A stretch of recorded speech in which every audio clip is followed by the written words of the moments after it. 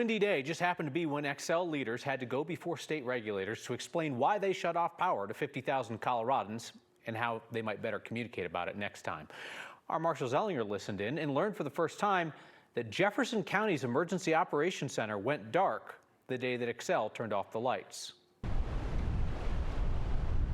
If you listen closely, you can hear what Xcel learned about purposefully shutting off power last month. Earlier communication, more frequent communication, more accurate communication. As part of this meeting today between Xcel and the Public Utilities Commission, emergency managers also gave feedback, which is when we learned the public safety power shutoff last month also shut off power to Jefferson County's Emergency Operations Center. We were going to lose power to our Emergency Operations Center, so we had to go to a remote activation level, which we did. Currently, there's limited backup power on this facility. This afternoon, Jeffco Emergency Manager Nathan Whittington explained what would benefit every Xcel customer next time. I think the biggest thing we want from Xcel is advanced notification. So these 3 examples are 3 of 35 that we ran. During today's presentation, Xcel executives showed what went into the decision to shut off power last month. These graphics are a simulation Xcel used to determine what would happen if a power line started a fire. The data shows that within 8 hours,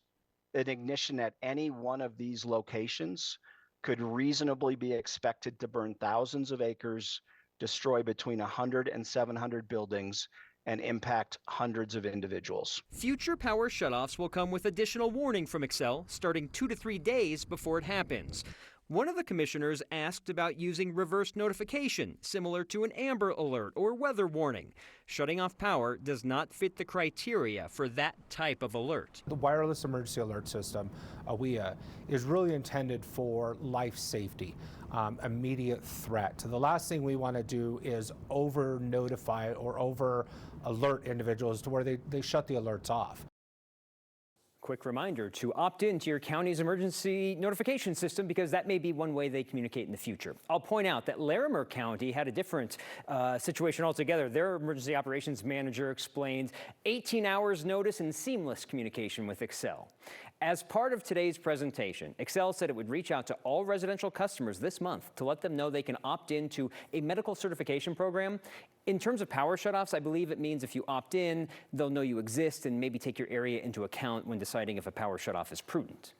Marshall, people ask why we spend so much time talking about this. It's because people's direct concerns, amplified here and given directly to Xcel and regulators, have the opportunity to change policy. Like all the people who wrote in to say, somebody in my family is reliant on electricity for a medical device. We need more of a heads up before that device gets turned off.